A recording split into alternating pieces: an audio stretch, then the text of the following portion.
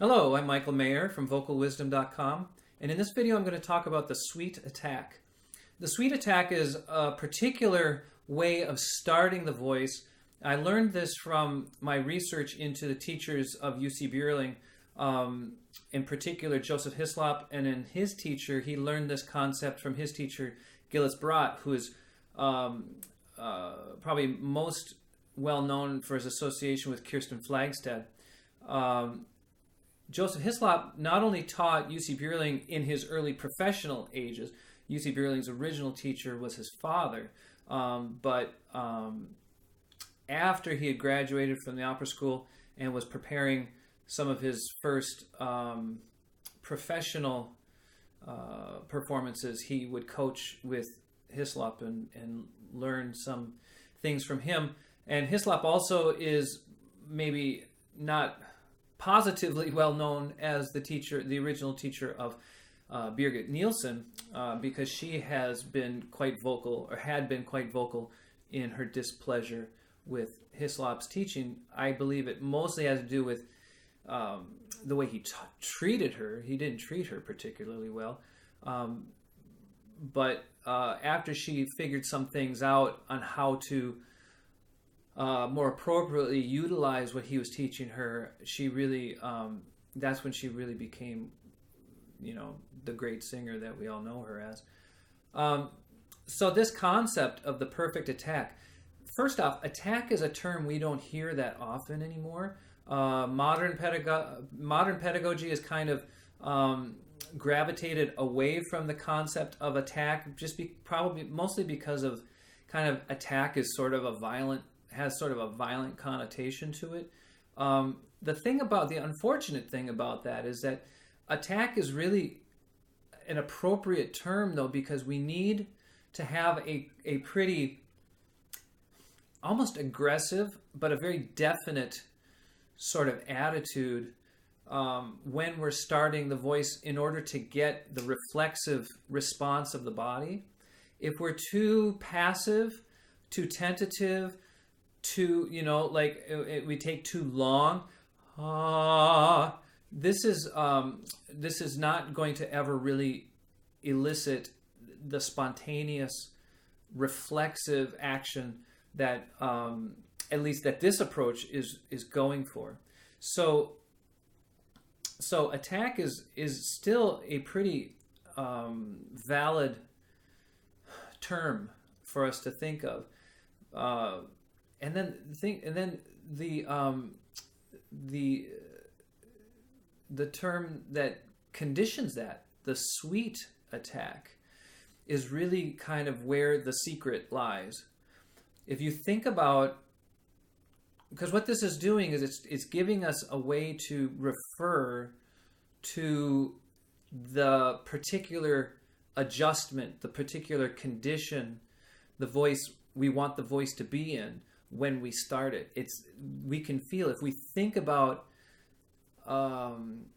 using our voice in a sweet sort of way, it gives us a very clear, hopefully it can give us a very clear idea that the voice is going to take on a more gentle, more weightless sort of adjustment. And this is what I've always been going for. Even though I don't use this term really regularly in my own practice, the sweet attack is really what I'm always striving for, with finding the lighter voice. You can use a yodel, for instance, to kind of find this lighter voice, and this this feeling of coming from the high voice. And you hear how that voice is kind of sweet and gentle. And one way I've always kind of thought of this is that it's like how most of us, there might be some stone-hearted people out there, but how most of us would kind of react to, something that's really like a baby or a puppy, something that's really cute and makes us feel warm. It might be a little mushy to say this, not very manly, but it's still, if we're singers, I think we can handle a little sensitivity that, we have this, we would never talk to a baby like that. It's kind of how look at that. You have this nice, this nice, delicate, gentle, and you might even say beautiful sort of quality to the voice that comes naturally. And that is what this is referring to. You can hear how it sort of has a heady, and what that is that's the reflection of how thin and delicate the vocal cords get, the way they, particular way they adjust, right? So that we're not starting the voice heavy, harsh, but so it has more of a it has more brilliance. U.C. Bierling's voice was very regularly described as being silvery. And this is this sweetness. So we're not ever attacking the voice with thick,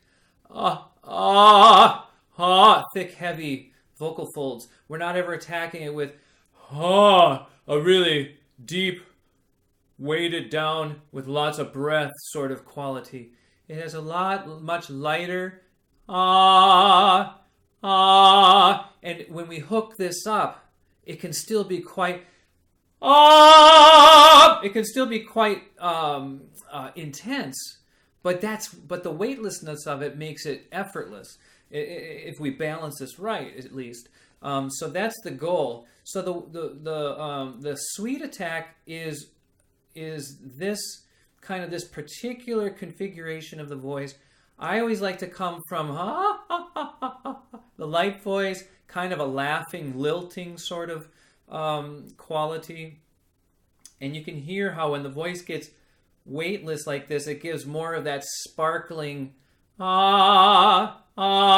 sparkling quality in the front of the mouth and through the face. And that's why I'm always saying we need to keep the nasal passages open so that doesn't get blocked. Get blocked off. And it's very natural and very, brilliant. This creates really productive acoustic values, which then really travels in the space that we're in. If we're in a concert hall, a recital hall, opera house, whatever the case might be, it really brings the space to life acoustically. And so that's what we're always striving for. So I wanted to talk about that because the sweet attack is a really very easy way to remember what it is we're trying to do, how we're trying to start the voice, how we're adjusting it. Sometimes thinking of the registration can be kind of confusing, especially for male singers. But in general, this letting the voice feel a little bit more floated. Now this is so important though that we recognize that we're still that we're still vocalizing with a pure vibration, and not what usually happens when we think of this weightless, floating quality is that we get up off the breath, off the voice, and we're now just kind of singing on the breath. We don't want the sound to be on the breath. We want the voice to be on the breath, which means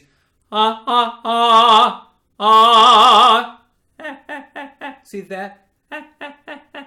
That little vowel, or even, with the lighter voice, draws the vocal cords together in a very thin, elastic way, but they're together.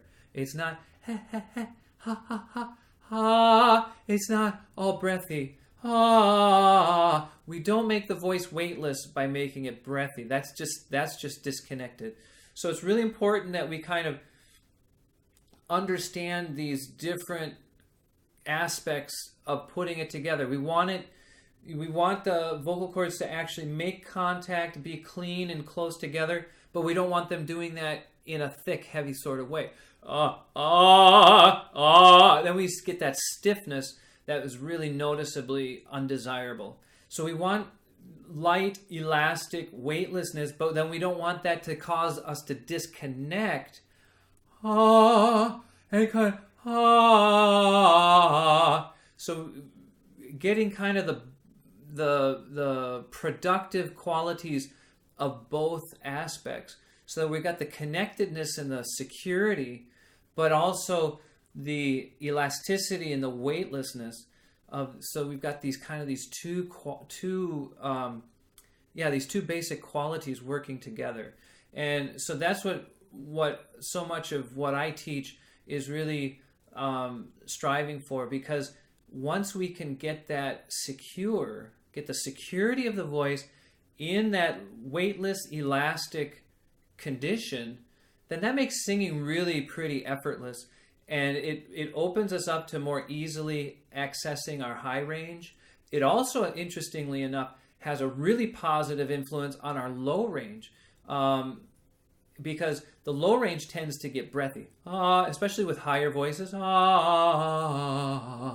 if we get that contact, thick and heavy,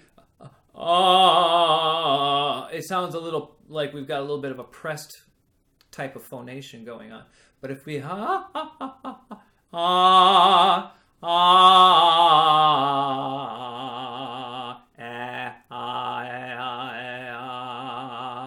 it sometimes can be a little gravelly, especially depending on how low we're going and what our natural range is.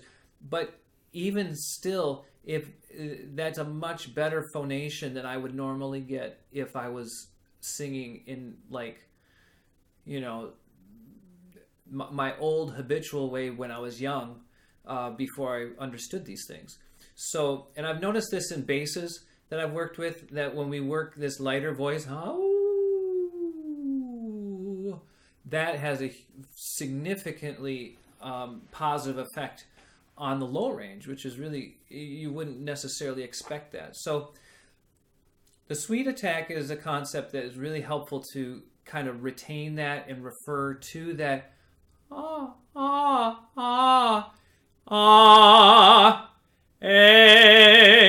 that nice elastic, and it feels very present, and this is the correct way to feel a sense of forward in the mouth and in the face, on top of the face, for also, so that it also feels forward, like it's vibrating on the forward portion of the vocal cords. So it's not but so the focus, the vibration is focused here where it actually is, but we also feel sort of a secondary sympathetic focus here in the resonance, which feels right up at the front of the mouth, which is what Lamperti, the historical pedagogue Lamperti, is talking about, of feeling on the lips. Rather than you can hear that's not a that's back in the throat. So if we're too concerned with opening the throat, then we don't get this natural quality, and it doesn't have as much presence. But if we're open, we're not closing, we're not closing the throat, but aligning things in such a way the tongue, the throat, the mouth, and the vibration are being lined up in such a way that the acoustics that are produced are very reflecting, very forward. So something that was used a lot is the feeling of cupping the hand in front of the nose and the mouth. And if you're too far back, you can tell that it's not reflecting off the hand. That I get the sense that is I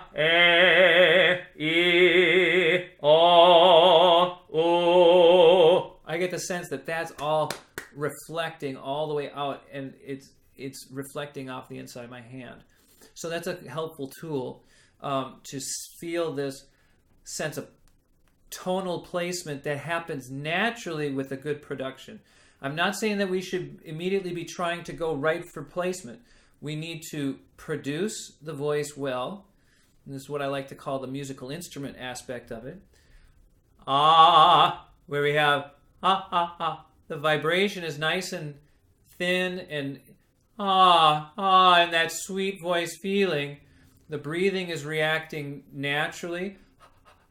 See, it comes reflexively because I start saying. The saying is the breath comes because we have something to say. That's the thing that we want to just remember. So we don't deliberately we don't deliberately exhale the breath. We start out by having the intention of saying something, in this case and then the breath comes and how we say it, we don't say it heavy or forceful. We think of this nice, delicate, sweet sort of way, like you're speaking to a baby, a puppy. You're speaking to a loved one. You have this nice and then the breath comes and fulfills it. If we don't have the breath reaction, this might end up being a little bit too delicate and unstable. The larynx might start feeling a little high and choky. But if we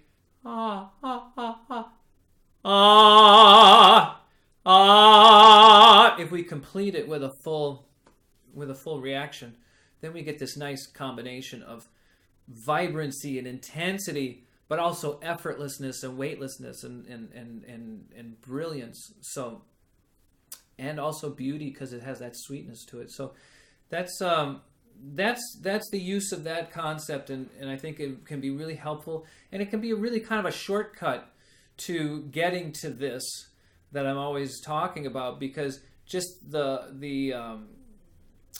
idea that the image that places in our imagination when we say, okay, think sweet, rather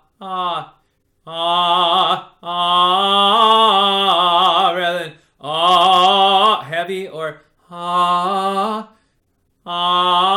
so the vocal cords still need to come together. We're thinking of them coming together sweetly.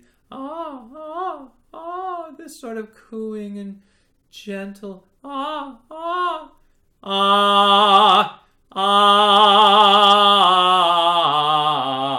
Okay, so take that and see what you can work with that. And keep coming back to the website. Sign up for to get notifications.